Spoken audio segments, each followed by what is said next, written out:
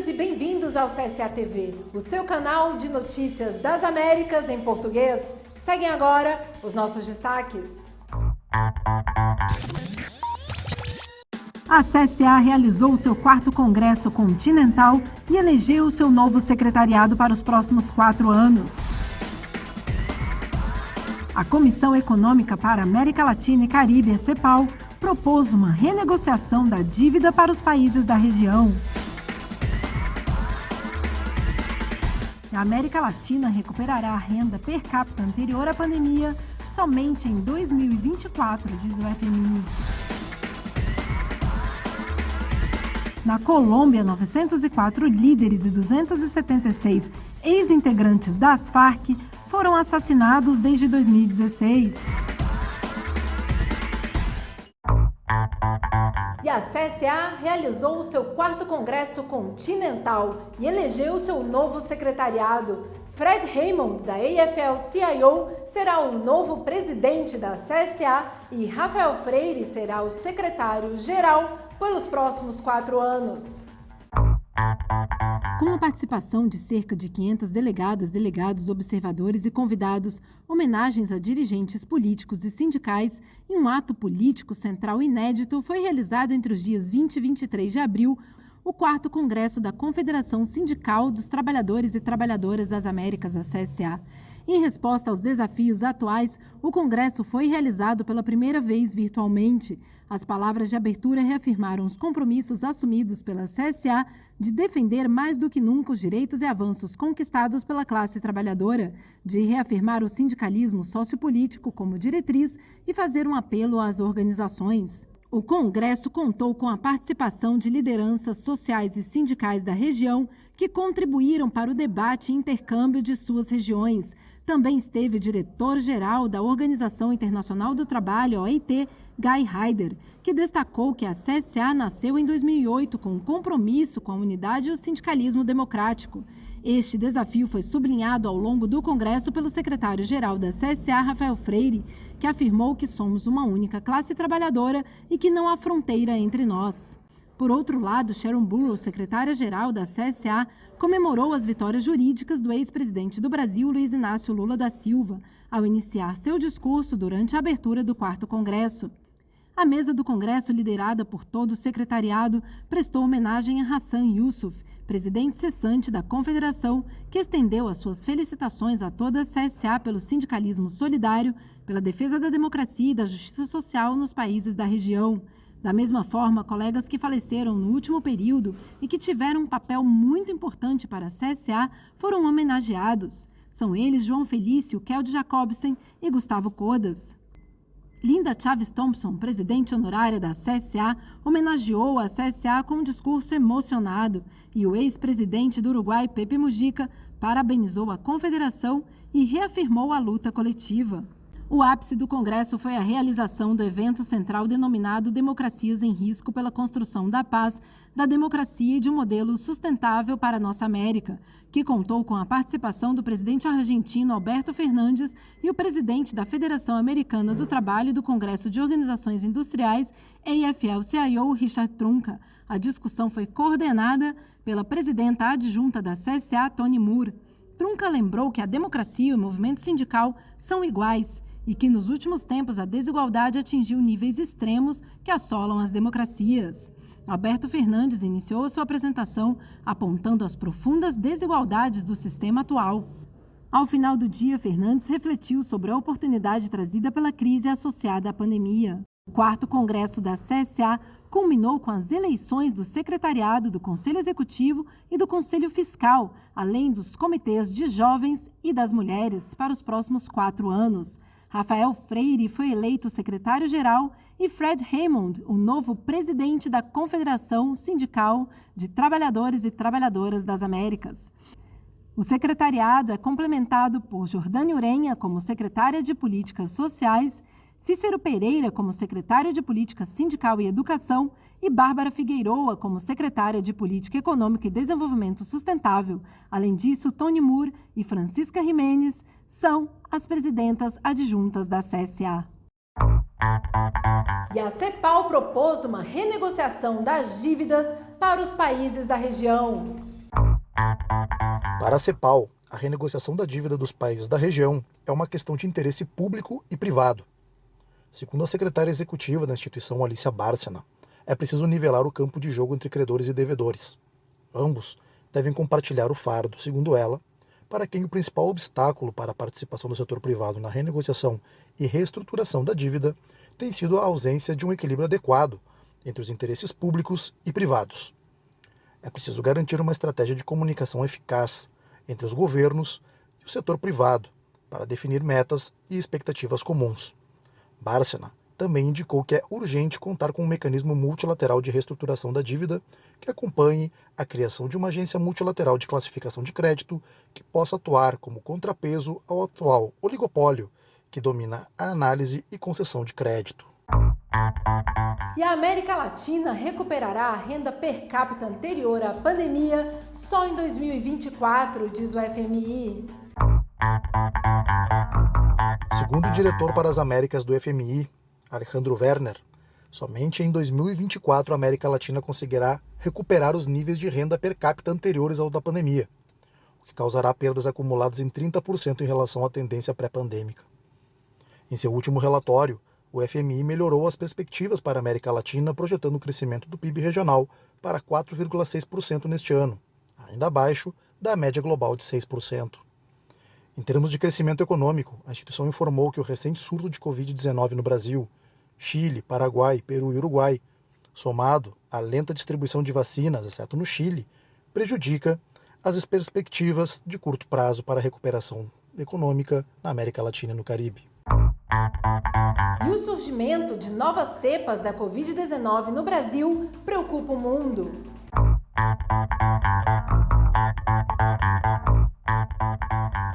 Além da P1 de Manaus e da P2 do Rio de Janeiro, pesquisadores estudam a aparição de mais cepas do coronavírus no Brasil e alertam sobre a possibilidade de que apareçam outras mais resistentes, caso permaneça o ritmo vertiginoso de contágios no país.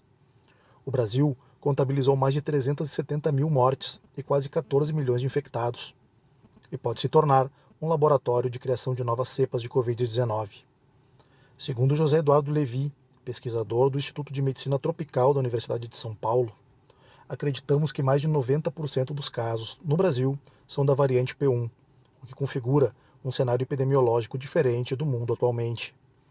Dados da Fiocruz indicam que no Brasil foram detectadas 92 cepas das mais de 900 identificadas até agora no mundo. Desse total, pelo menos 2 são de origem brasileira e ganharam reconhecimento internacional. A P1 e a P2, além disso, existe a possibilidade de que esteja circulando uma terceira cepa que poderia se chamar P4. A P1 é até 2,4 vezes mais transmissível, de acordo com um estudo publicado nessa semana na revista Science. A cepa de Belo Horizonte possui um padrão de mutação nunca visto, e era como se fosse uma P1 diferente, mas com certeza não veio da P1, é outro standard. E nosso medo agora é que a P1 desenvolva mutações de resistência à vacina. De acordo com Levi, a alta incidência do coronavírus no país, com uma média de 65 mil contágios diários, unida à lenta campanha de vacinação, com a grande maioria dos vacinados com apenas a primeira dose, oferece um cenário ideal para que a P1 desenvolva mutações de resistência às vacinas. E a Organização Mundial da Saúde é contrária à criação de novos passaportes exclusivos para os vacinados contra a Covid-19. Os especialistas da OMS declararam que ainda não está provado que uma pessoa vacinada, mesmo protegida de adoecer gravemente, não possa transmitir o vírus a outras pessoas. Segundo a instituição, as vacinas não protegem 100% contra a infecção, embora sejam muito eficazes contra as infecções mais graves e as hospitalizações. Algumas vacinas estão mostrando que protegem contra a infecção, mas talvez até 70% ou 80%, então não é possível presumir que só porque alguém foi vacinado não haja chance de ser infectado e de ser risco para os demais. E no Haiti, mulheres e crianças se tornaram alvos da violência que assola o país. De acordo com a Unicef, crianças e mulheres estão cada vez mais envolvidas em incidentes violentos que incluem assassinatos, ferimentos, estupros e sequestros. Dados das Nações Unidas indicam que entre setembro de 2020 e fevereiro de 2021, o número de crianças e mulheres vítimas de ataques armados, supostamente atribuídos a gangues criminosas, aumentou significativamente no Haiti, de 45 para 73 incidentes, incluindo assassinatos, ferimentos e sequestros. Crianças, meninas e mulheres no Haiti não são mais simplesmente vítimas de gangues criminosas, estão se tornando cada vez mais seus alvos, alertou o diretor regional do Fundo das Nações Unidas para a Infância, UNICEF, para a América Latina e Caribe, Jean Goug. Na Colômbia, 904 líderes e 276 ex-integrantes das Farc foram assassinados desde 2016.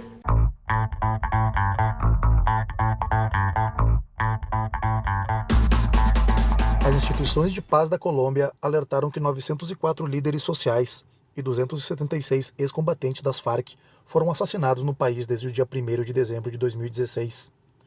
O presidente da Jurisdição Especial para a Paz, Eduardo Cifuentes, assegurou que a vida dos ex-combatentes e dos líderes estão em grande risco, devido às ameaças, homicídios, desaparecimentos, sequestros, despejos e outros ataques, dos quais foram vítimas desde a assinatura do Acordo de Paz em novembro de 2016.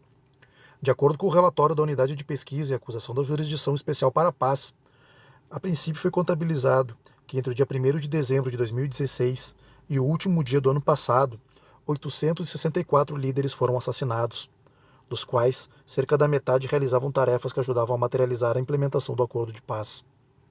No caso dos ex-combatentes que acolheram o Acordo de Paz, a Unidade de Pesquisa e Acusação registrou 276 assassinatos perpetrados entre os dias 1º de dezembro de 2016 e 28 de fevereiro de 2021, dos quais 43 ocorreram em 2017, 66 em 2018, 86 em 2019, 69 em 2020 e 12 este ano. Também foram notificados 571 desaparecimentos no contexto do conflito armado, desde que foi assinado o Acordo de Paz, de acordo com o relatório do Comitê Internacional da Cruz Vermelha, que foi citado durante o ato. No Chile, a história de um jovem que perdeu a visão pela violência policial durante uma manifestação será retratada em documentário. Essa e outras notícias no próximo bloco.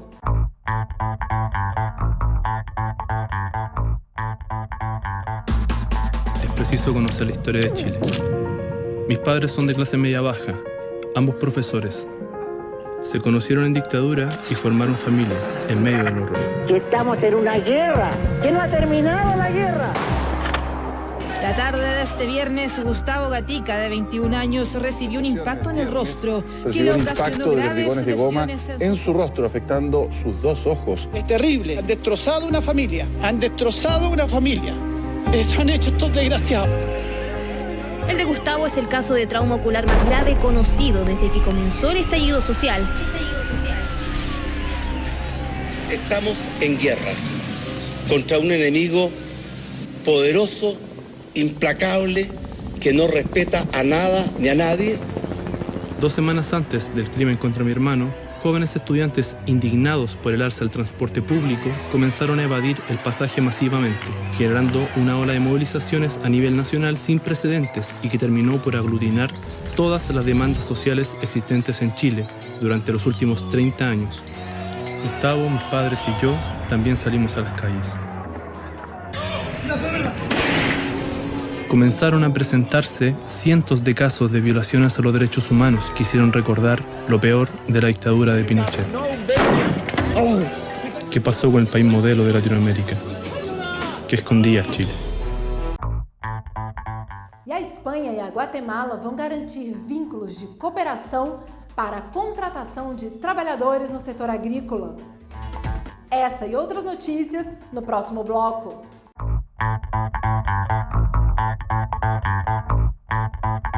No Peru, o candidato da esquerda Pedro Castillo tem 11 pontos de vantagem sobre Keiko Fujimori. O segundo turno das eleições presidenciais estão marcados para o dia 6 de julho. O presidente da Venezuela, Nicolás Maduro, declarou que o país vai receber mais de 11 milhões de vacinas do mecanismo COVAX, coordenado pela Organização Mundial da Saúde.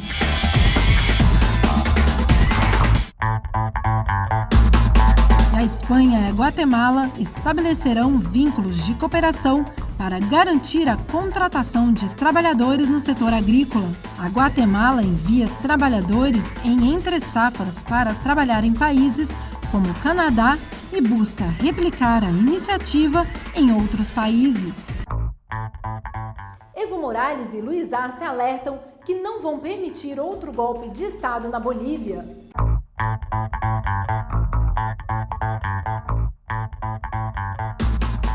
O presidente da Bolívia, Luiz Arce, e o ex-presidente Evo Morales declararam que não permitirão que ocorra outro golpe de Estado no país, em alusão ao golpe de 2019 que levou a Bolívia ao caos. Para dizer a vocês com absoluta clareza, a direita golpista não passará. Os que perderam nas urnas, os que não receberam o voto popular, agora seguem confabulando, seguem maquinando um golpe de Estado, uma desestabilização porque são incapazes de ganhar o voto popular. As declarações foram feitas em uma enorme concentração organizada pelo Movimento ao Socialismo, MAS, na região central de Cochabamba, na qual participaram sindicalistas, operários, agricultores, indígenas, funcionários estatais, entre outros. Dizer aqui, Bolívia, à América Latina e ao mundo que, com base na nossa Revolução Democrática Cultural, o povo boliviano está unido. Cumprimento o esforço dos nossos prefeitos, que entram, e os que saem, por fazer esse esforço para estarem presentes e expressar a nossa grande unidade frente a tantas ameaças, frente a tantas mentiras da direita boliviana, com certeza apoiada pela Embaixada dos Estados Unidos. Os líderes políticos também se pronunciaram contra a gestão transitória da ex-presidente golpista Jeanine Áñez e a responsabilizaram pelos problemas econômicos que atravessa o país como consequência do golpe e da pandemia de Covid-19. E El Salvador usará cães farejadores para detectar casos de Covid-19.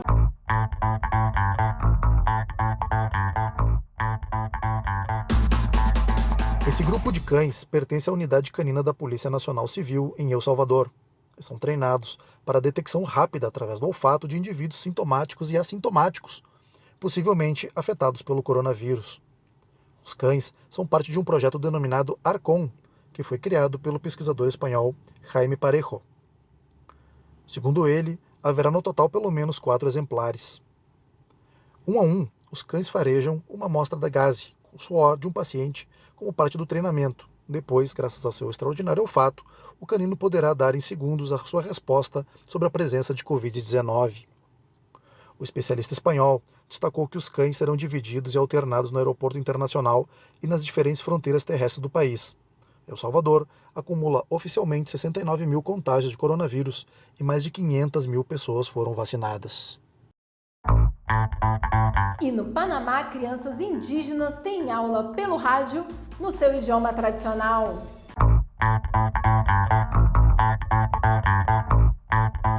Três professoras do Panamá se reúnem para dar aulas aos seus alunos do pré-escolar através da rádio e da televisão pública. Entre microfones e câmeras, as professoras se adaptam a um cenário pouco habitual. Dessa vez, as aulas migraram para os estúdios radiofônicos da SER-TV, o sistema estatal de rádio e televisão do Panamá. No programa Conecte-se com a Estrela. Todas as aulas do projeto são no idioma original da comarca Gunayala, localizada no Caribe do Panamá.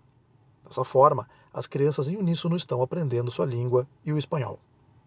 Para a diretora da rádio, Sara Ruiz, as crianças têm esses pequenos rádios a pilha com AM/FM, que vem sendo a sua única ferramenta para obter acesso à educação nessa pandemia.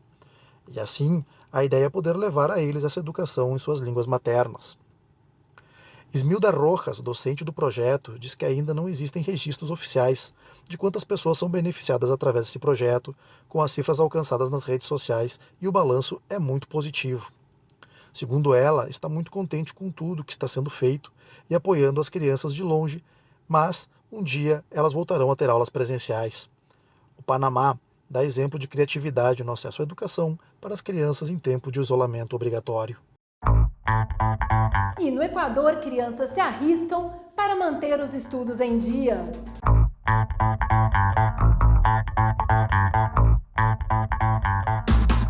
No interior do Equador, as crianças se arriscam para manter os estudos em dia. Valentina Arellano, estudante, atravessa segurando a mão da sua mãe em uma das trilhas do rio Carchi, fronteira natural entre o Equador e a Colômbia.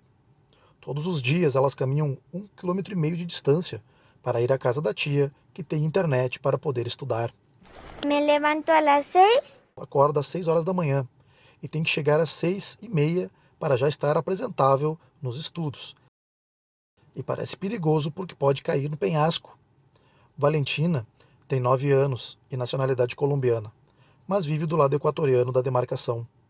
A pandemia a mantém há mais de um ano a fronteira binacional fechada para o trânsito de pessoas, o que não impediu que a pequena se encha de valentia e decida recorrer o grande trajeto para ver a sua tia Narcisa Guadalupe. Segundo a tia, ela tem que passar por essa trilha todas as manhãs e vir aqui para continuar com suas tarefas. E Valentina não é o único caso de crianças ou de professores no Equador que se viram obrigados a procurar uma forma de seguir na escola. Mas sim, é um dos casos mais extremos conhecidos.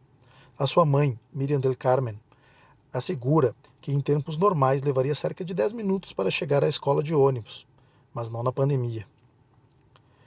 Segundo ela, como não tem internet e tem que passar pelo perigo de todos os dias fazer isso, eles podem estudar nas casas deles e elas têm que se afastar da família. É o que diz a menina.